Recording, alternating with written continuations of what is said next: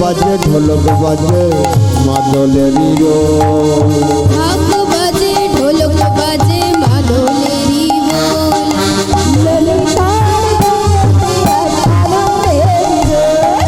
ললিতার বিয়েতে আনন্দেরই রোল। কেহ নাচে কেহ নাচে কেহ গায় কেহ বলে হরি। কেহ নাচে কেহ গায় কেহ বলে হরি। আবার কেহ নাচে কেহ নাচে কেহ নাচে কেহ গায় কেহ বলে হরি। কেহ নাচে কেহ গায় কেহ বলে হরি। আর কেহ কেহ আনন্দেতে যায় গড়াগড়ি। আবার কেহ কেহ আনন্দেতে যায় গড়াগড়ি। এ কি মা, ললিতার বিবাহ হচ্ছে আর আপনারা কেউ শাঁখ বাজাচ্ছেন না আর উলুটাও দিচ্ছেন না, এটা কিন্তু ঠিক হচ্ছে না দিদি ভাই।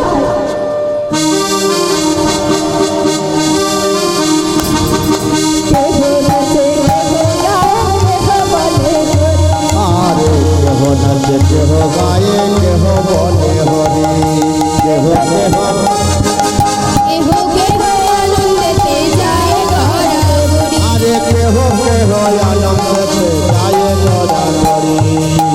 হরি বল হরি বল হরি বল হরি বল। হরি বল হরি বল।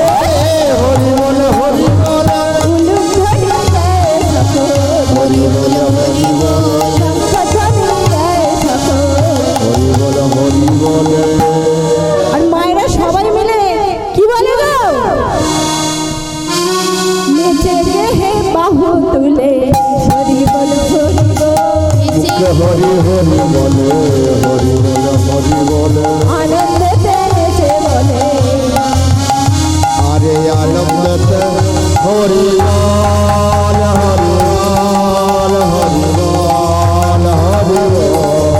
হরি বল হরি বল হরি বল হরি বল। হরি বল হরি বল হরি বল হরি বল। সুন্দর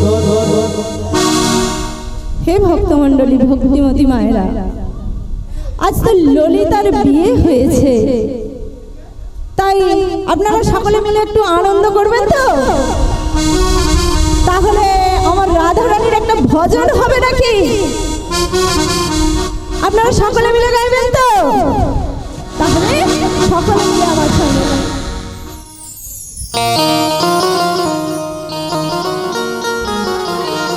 ঘোমটাগুলো মাথায় দেবে।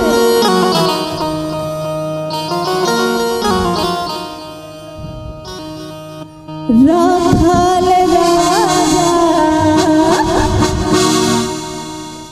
বলে দে না কোথায় বৃন্দাবন।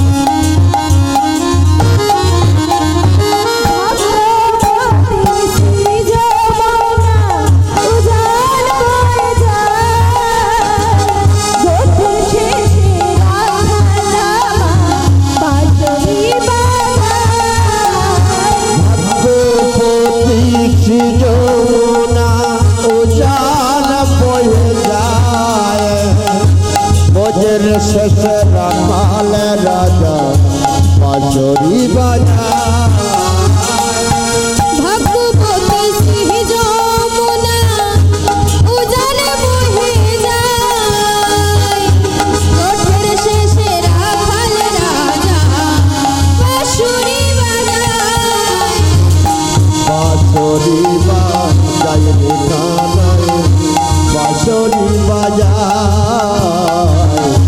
বাঁশরি বাজায় রে কানাই মদন গোপাল বাঁশুরি উজান গোঠের শেষে বাঁশরি বাজায় রে গানা বাঁশুরি বাজায়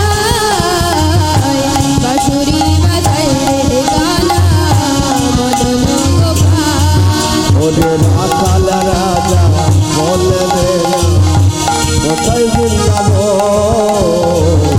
সাবে কুণ্ড রাধা কুণ্ড গোবরে ধান সাবে কুণ্ড রাধা কুণ্ড গিরি গোবরে ধান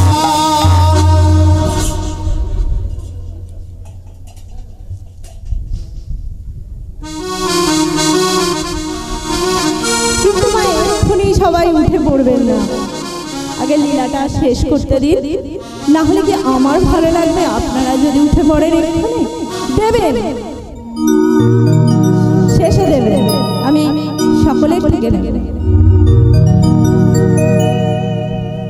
নিতাই গৌর প্রেমানন্দে হরি বল হরি বল হরি বল।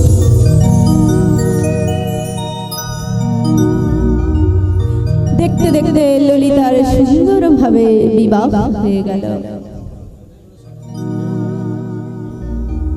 মায়েরা বলুন তো, বিবাহের পরের দিনের রাত্রিকে কি বলা হয়? ও আমার মায়েরা কি জানে না নাকি? আর ভাই বলছে, ওই মায়েরা উত্তর দিচ্ছে না তো, জানেন তো মায়েরা? ও, আর বিবাহের পরের দিনকে কি বলা হয়? কি বলা হয় গো মা? বিবাহের পরের দিনকে কি বলে? বিবাহের পরের দিনকে বলা হয় শুভরাত্রি বা ফুল সজ্জার রাত। আর এই শবর কন্যা তো, তাই এই শবরবাসীদের ভাষায় কি বলা হয়? গোইন্দার রাত্রি। তাই এই গোইন্দা রাত্রিতে ললিতা কি করছে দেখুন মা। ললিতা কেমন ভক্ত। ললিতা আজ মালা গাচ্ছে। ললিতা কটা মালা গাচ্ছে? ললিতা আজ দুটো মালা গাচ্ছে। বিদ্যাবতী বলছে, হ্যাঁ গো ললিতা, এই শুভ দিনে তুমি আবার মালা গাচ্ছ কেন? জানো না স্বামী, আজ আমি দুটো মালা গাচ্ছি কেন জানো স্বামী? ওগো মায়েরা,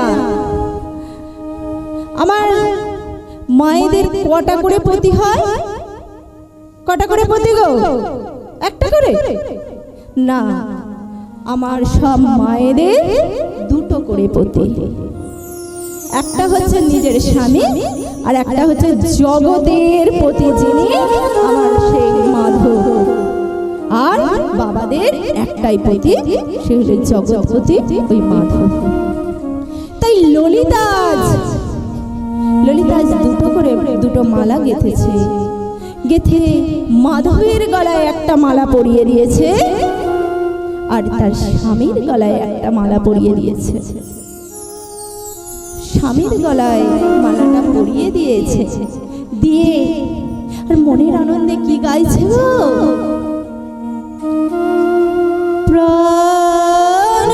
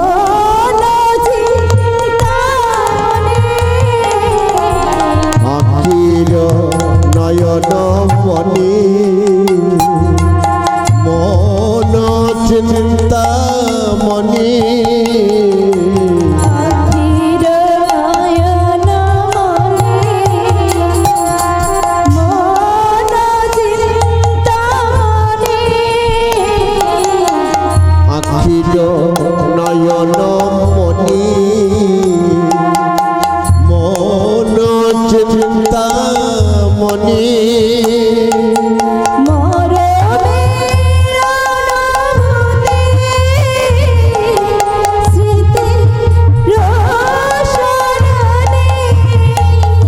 আমার মরণের অনুভূতি স্মৃতি সরণী আমার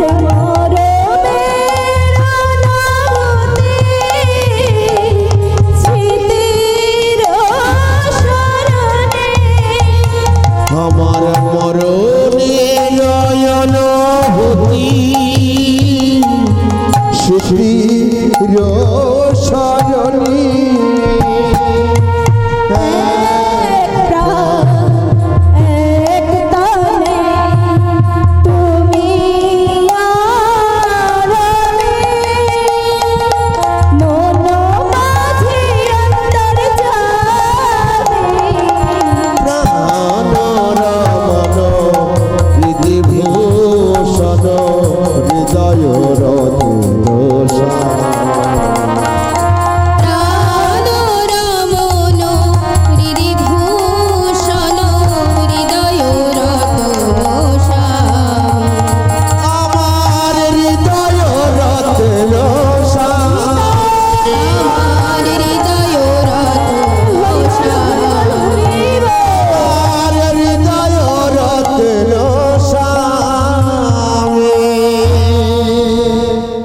ললিতা স্বামীর গলায় মালাটা পরিয়ে দিয়েছে।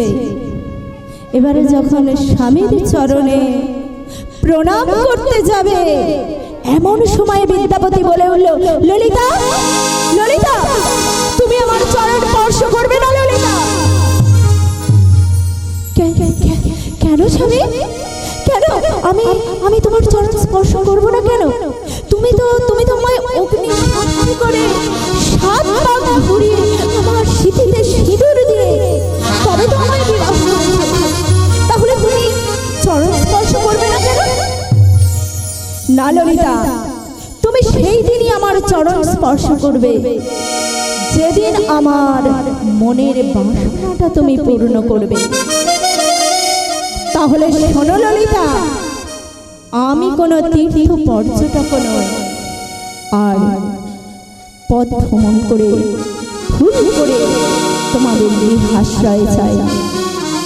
আমি এসেছি সেই ইন্দ্রদুম্নের আমি দূত। আমি সেই নীল মাধবের সন্ধানে এসেছি। আপনি আমাকে এই সমস্ত কিছু না জানলে আপনি আমায় বিবাহ করলেন। আমার মনে যে কত ভাব ছিল, আমি যে সুখে শান্তিতে সংসার করব। ওগো মা, একটা মেয়ে তার পিতা মাতাকে ছেড়ে স্বামীর গৃহে আসে, সে স্বামীকে ভালোবেসে স্বামীর উপর ভরসা করে। ললিতা বলছে, এ কি স্বামী? এইভাবে বলো না স্বামী, এইভাবে বলো না। আমি কানে নিতে পারছি না স্বামী, এ কথা বলো না স্বামী, বলো না। তবে শোনো ললিতা, তুমি তোমার ওই পিতাকে গিয়ে রাজি করাবে, তোমার পিতা যেন আমায় নীল মাধবের দর্শন করে। না স্বামী, এ কথা বলো না স্বামী। তাহলে তুমিও শোনো ললিতা, তুমি যদি না তোমার পিতাকে রাজি করাতে পারো, তাহলে তুমিও শুনে রাখো, তোমার ওই চোখের সামনে আমি গলায় দড়ি দিয়ে আত্মহত্যা করব। না বলো না, বলো না, না স্বামী, এমন কথা বলো না। একটা সদ্য বিবাহিত মেয়ে, তার সামনে আপনি এমন কথা বলো না। তাই ললিতা কি করেছে? ছুটতে ছুটতে কাঁদতে কাঁদতে পিতার কাছে গিয়ে বলছে, পিতা, পিতা। এ কি রে মা?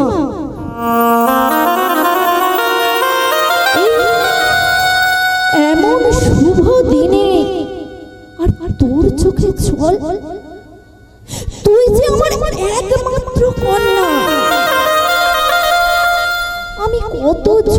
করে তোকে মানুষ করেছি, সে কোন ছোটবেলায় তোর মা মারা গেছে, আমি তোকে যে নিজে হাতে মানুষ করেছি। তাহলে শোনো ললিতা, ও পিতা, পিতা তোমার কাছে আমি আজ একটা জিনিস চাইবো, তুমি তুমি আমায় দেবে? বল মা, বল বল, কি তোর চাওয়ার আছে বল।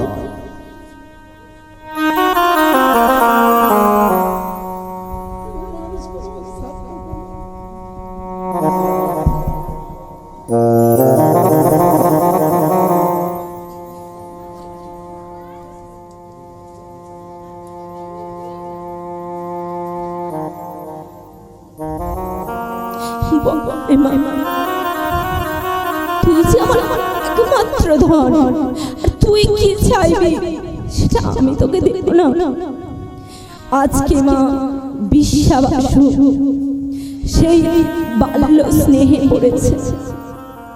বিশ্বাবাসু মনে মনে ভেবেছিল, বিশ্বাবাসুর মনে খটকা হয়েছিল যে এই ছলনা করে বিদ্যাপতি আমার কন্যাকে বিবাহ করতে চাইছে না। বল মা, বল কি তোর চাওয়ার আছে বল।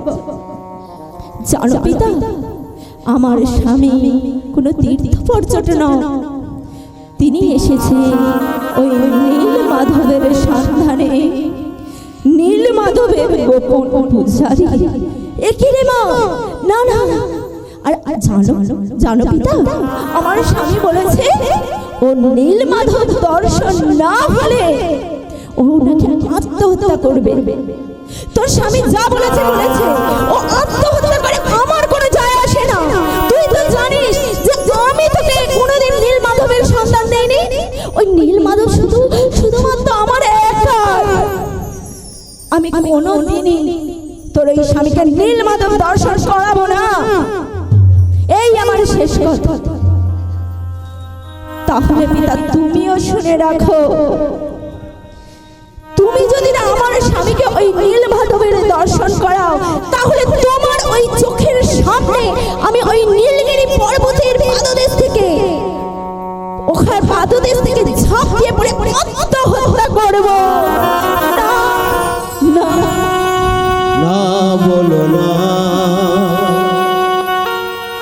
ওরে মা ললিতা, ও কথা বলো না।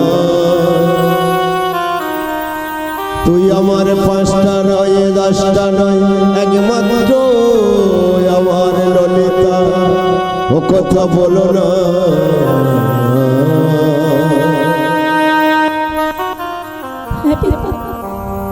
হ্যাঁ রে মা ললিতা, তুই আমার চোখের সামনে তুই এমন কথা তোর বাবাকে শোনাতে পারলি?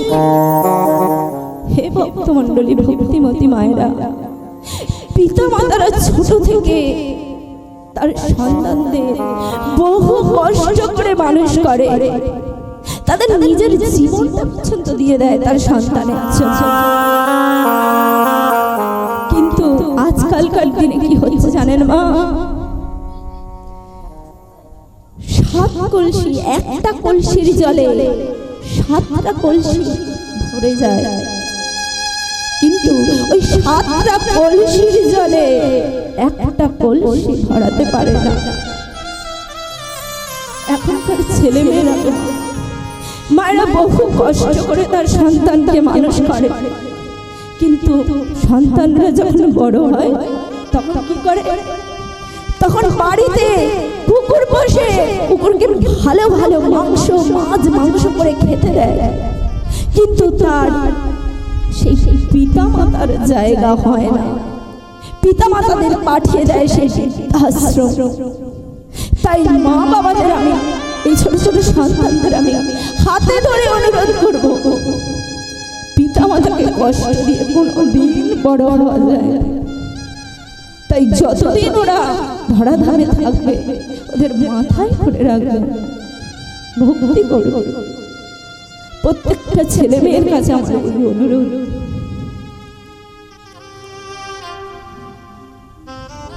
তাই